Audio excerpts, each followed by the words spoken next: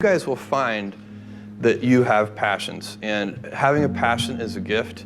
I think we all have passions, and you don't get to choose them. They pick you, but you have to be alert to them. You have to be looking for them.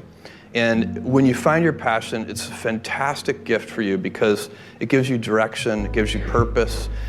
You can have a job, or you can have a career, or you can have a calling.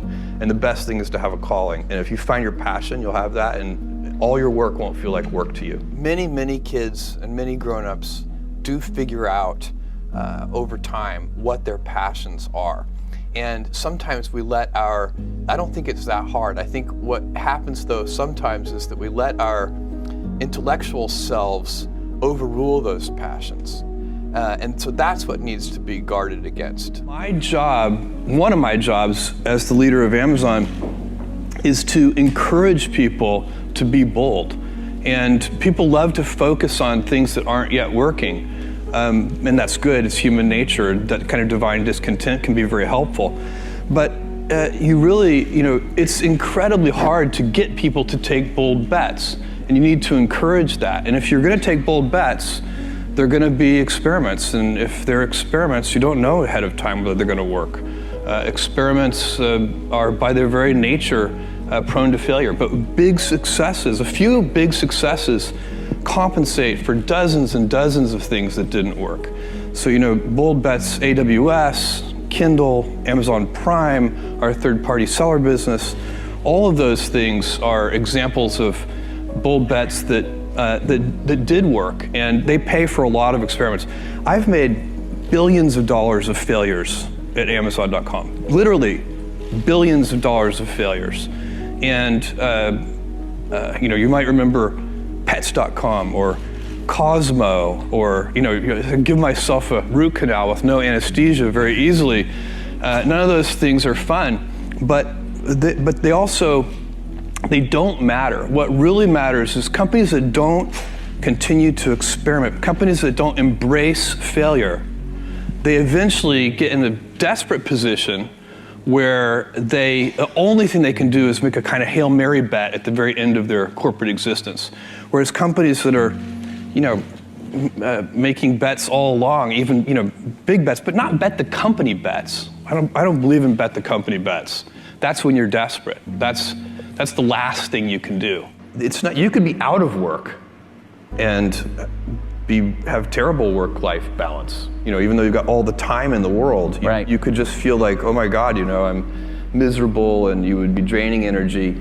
And so you have to find that harmony. It's a much better word. And I think for most people, it's about meaning.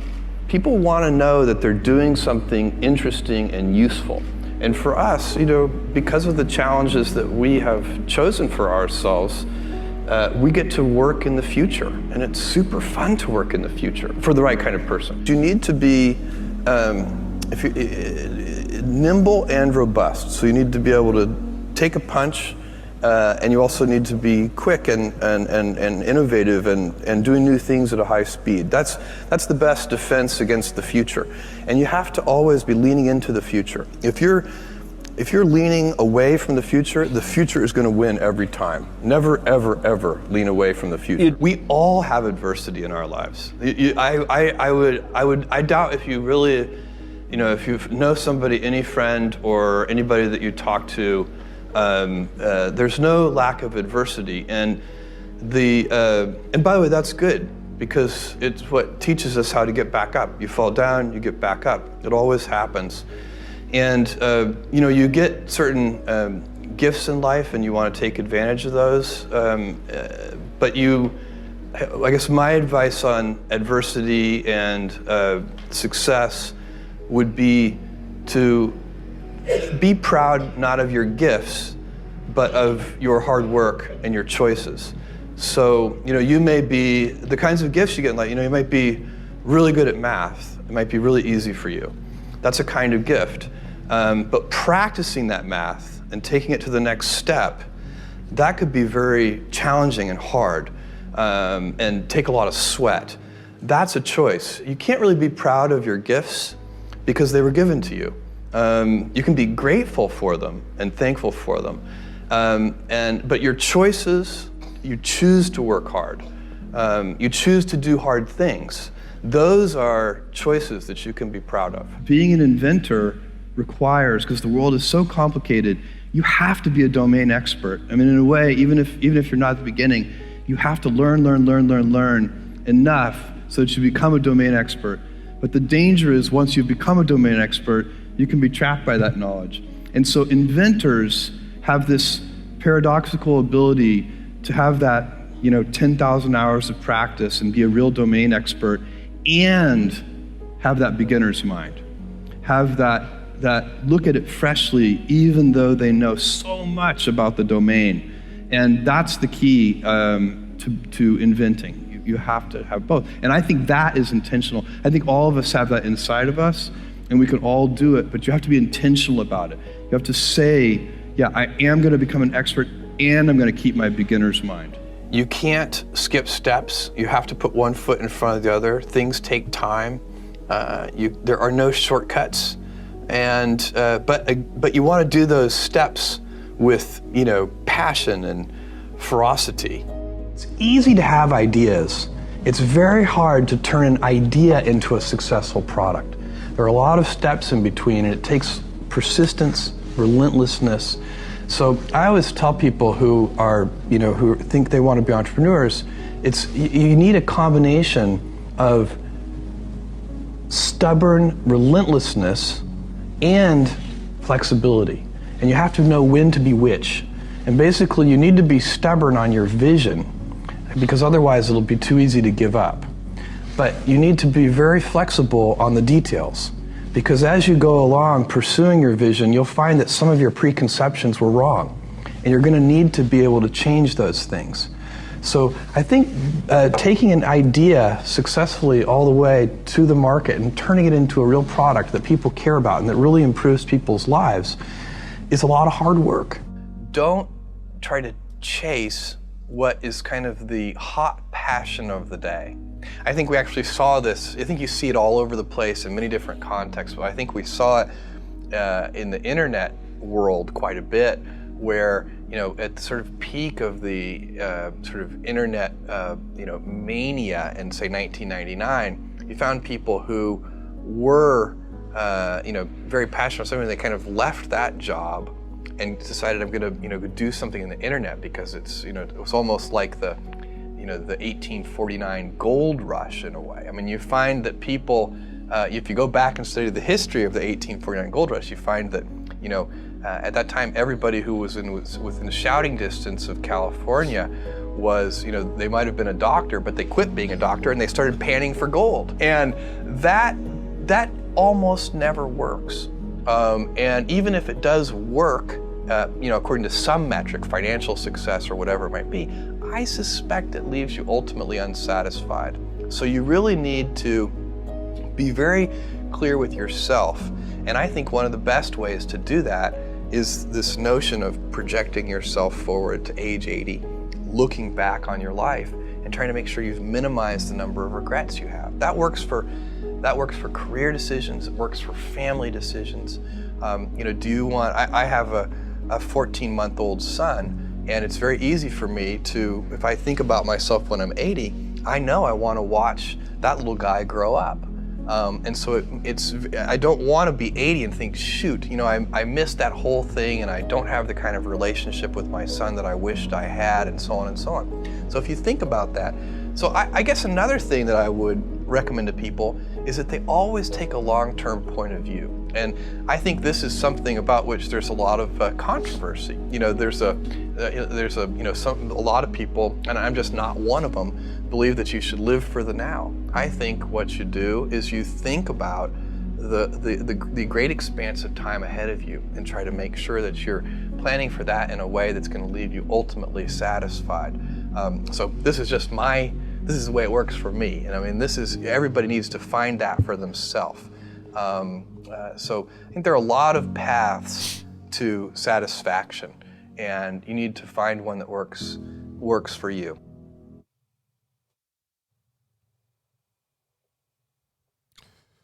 One day in the village, there was a gathering of lots of people around a wise man.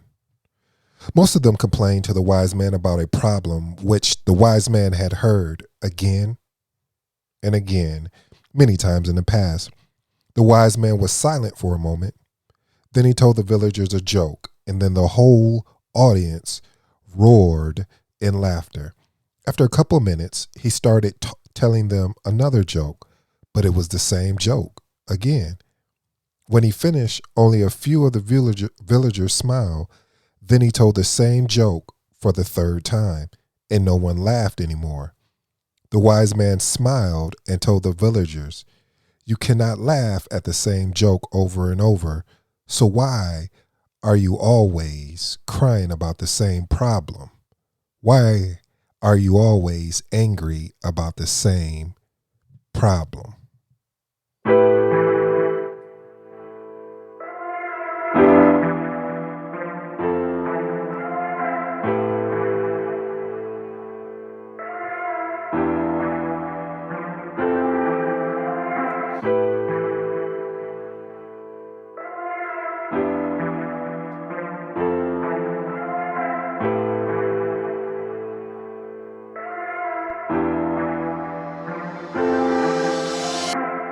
If you're new to the Impact Secret Podcast show, welcome to the family. To my existing family, as always, big up. Thank you for joining as usual. On this show, we shift the mindset through inspiration, motivation, and most of all, the foundation of it all, self-discipline. I am your host, E.D. For all you smart and intelligent folks, listen, that just simply means Ed. Now, pull up to the dinner table. Your boy got some stories to tell. You know the motto, the slogan, the one that we live by right now. That is, bet on yourself. You won't win unless you get in the game. The quote of the decade, the one we're walking in. This is brought to you by Bob Marley. You never know how strong you are until being strong is the only choice you have. You never know how strong you are until being strong is the only choice you have. One question, two thought-provoking statements. Question for you. What are you going to do to keep your dream or purpose alive? Again, what are you going to do to keep your dream or purpose alive? Two thought-provoking statements. First one, the power of experimenting. The power of experimenting. And number two, bet the company bets. Bet the company bets. Today's episode is entitled Assembly Required. Assembly Required. Let's jump into today's show. Family, I hope you enjoyed the audio as well as the story that I told from, and that was brought to you by Barry, the story. He has a book, amazing book. I always take a couple of his stories and tell them, but this story here, family, that I share with you next is something that really provokes, or I should say, sets the tone of what today's title is entitled of, saying assembly required. See, when I got cut from the high school basketball team my freshman year, and I didn't make the team. And I realized to myself there were areas that people were better than me at. I realized that I wasn't the quickest. I realized I wasn't the strongest. I realized that at that time, my body had not grown into what it eventually grown into, but I figured that, well, maybe I will be this height. So what could I and do I need to get good at? Well, I need to get good at dribbling the ball, my handles, and also my strength. What am I doing? What can I do in the mornings before going to class to improve or to really take a chance and experiment on to be a better player? So I talked my mother and father into getting me we'll call it, okay, so this is how it was. It's a combination of a bench, plus there was like a stairmaster on the back, plus you could do all of these different things with this tool. And I was super excited because this was the thing I wanted for Christmas. I didn't want anything else. And I wasn't being selfish. I was saying, I really want to take my mind and my body to the next level. And I know that has to be done through being able to be, work out. Working out was huge. So I got this box, and the picture just looked amazing. I was like, this is just going to be a quick setup. Your boy going to be in there working out. I'm going to be buff around here. And I pulled out the instructions, and I had instructions in one hand, and then I looked at the box. I looked at the instructions. I looked at the box. And then I pulled out all of these different pieces, and I was like, this is going to take me forever. Why did they not send this to me kind of already pre-assembled, where all I got to do is boom, boom, hook in a couple things and we're off to the races? No, assembly is required. Well, I'm just going to look at the picture and just put it together like how I do, most things. No, assembly is required. See, family, a lot of times we go through life and we are chasing a goal or a purpose in life that we believe is our calling, and we get so caught up in what is going on around us, and most of all inside of us, that we don't understand it's a assembly process that is required in order to be who you're called to be. You have to go through a transition. You have to go through some dark moments to understand your light moments. Ooh, I think I like that. I said you got to go through some dark moments to understand your light moments. And your light moments this is when the product has already, I'll say, kind of went through the assembly line, but it's still in the process of being built. Things are still being added onto it to make it great. That's why I challenged you, family, and I said, what are you going to do to keep your dream or purpose alive? Meaning, when are you going to stop giving up on your dream and purpose, that that talent that you have, that gift that you have, that you just keep telling yourself, one day.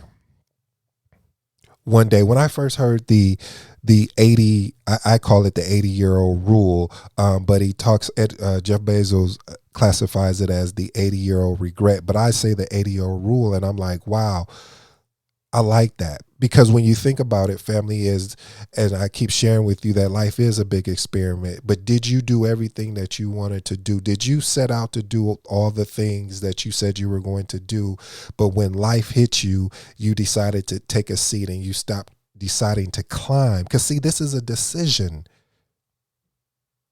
The decision to go after your goals while you're working a full-time position, decision to go after your goals while you are a full-time mother or father, a decision to go after your goals when you don't have the financial means to actually go after them, the decision to go after your goals when you know you've had enough is enough. What do you do when you have that opportunity to go after your goals and your purpose?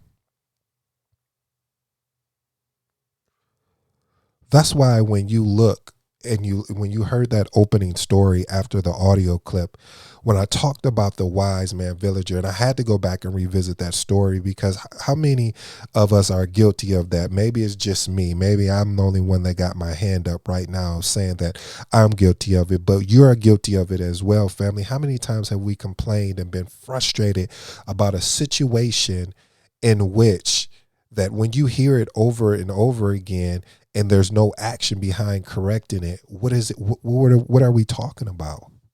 Just like when he told that same joke over and over again, it didn't have the same amusement, it didn't have the same sting, it didn't have the same bite. The reason why is because now the joke, because you've already heard it. How many times have we dealt with things we've already heard and we know, but we still continue to go down that pathway that gets us so super frustrated. Now we're not doing anything. We're not going in and building up our business on the side. We're not becoming a better person. We're not working on our gifts and skills. We're not just because we keep hearing that frustration of what we're experiencing. I get it, family. I'm not telling you something that I think. I'm telling you something that I know. I know it's challenging, family, when you're being pulled in every different direction, and you really want to grow what you believe can really be, I don't want to say an exit out, but just an exit out of just walking into something that you knew is your purpose. You knew, like, when you started doing that thing, whatever that thing was, you knew right then and there, like, this can work. But do I have the patience to make it work? Do I have the discipline to make it work? Am I even willing to stick with it as long as it takes to make it happen? A lot of times, family, that I've realized in life, when you are going after something, a lot of times you just got to keep showing up. By you just showing up every day of when you said the days you were going to do it, regardless of the outcome of what the particular thing you're doing, you'll be shocked and surprised that eventually you will start getting better. You have no choice, because your willingness to show up and to do the required actions every day, every single day, speaks volume. It's like that when you're losing weight. When you're losing weight, family, you'll keep looking because you're excited. You want the results to happen, and sometimes it takes longer. But when you start really actually seeing the physical results, you become even more exciting. But even all the way up until that time, you didn't see anything. There was no movement for a week or two, and you're still doing the same thing. It's sort of like with this show, family. I think we're almost 3 or 4 episodes away from 200 episodes. And I'm still not satisfied. I'm not satisfied with where we're at right now, because there's so much more I want to do with this show. There's so much more as far as I want to help people, and I want to see people win. I want to see people grow. I want to win, family. If we're going to keep it all the way a buck, I want to win. I want to win at the game of life. The game of life says, or I'll say, borrow a quote from Zig Ziglar, you help enough people get what they want, eventually you'll be able to get what you want. And that's why I put out this free content every 5 days a week, Monday through Friday, to show you, family, it's possible. Don't let somebody tell you that you can't put together, if you're a creator, put together a show, or you got writer's block, or you got all, don't fall for that. Don't fall for that. Because how you eliminate writer's block, and it's funny because I actually seen a video of someone talking about it, and he was saying that he did how I got really focused, laser focused, was through Noah Kagan, when he was talking about the Law of 100. So I went and did something. I was like, what's this Law of 100? Oh, okay. Well, the thing you said you want to do it 100 times. So I said, hey, before you quit, that's the biggest thing. Before you say, you know what, I don't think this is for me.